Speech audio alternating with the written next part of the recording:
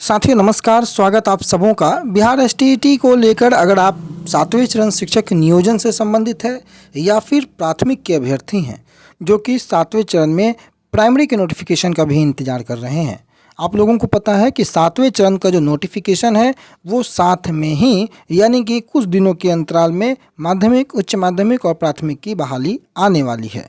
परंतु उसके पहले संजय कुमार जिनसे आप सभी अवगत होंगे, कई इनके ऑडियो वायरल हैं। अभ्यर्थियों को लगातार इनके माध्यम से जवाब भी कई प्रकार के दिए गए हैं।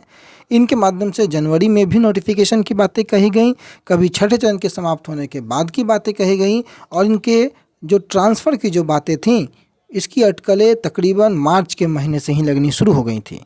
और अब संजय कुमार केंद्र यानी कि सेंट्रल डेपुटेशन पर जाने वाले हैं।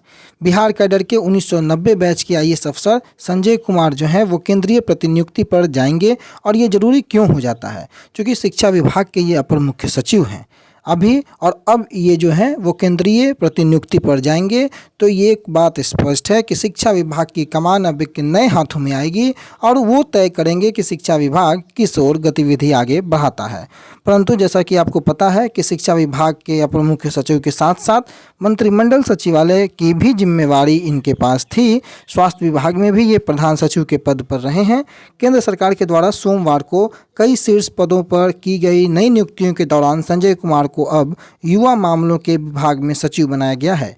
इस नियुक्ति के बाबत केंद्र से पत्र मिलने के बाद राज्य सरकार उन्हें नए पद पर योगदान के लिए जो आगे की जो गतिविधि है, जो दिशा निर्देश है वो जारी करेगी और संजय कुमार जो है शिक्षा विभाग को अलविदा कहकर केंद्रीय प्रतिनियुक्ति में जाएंगे।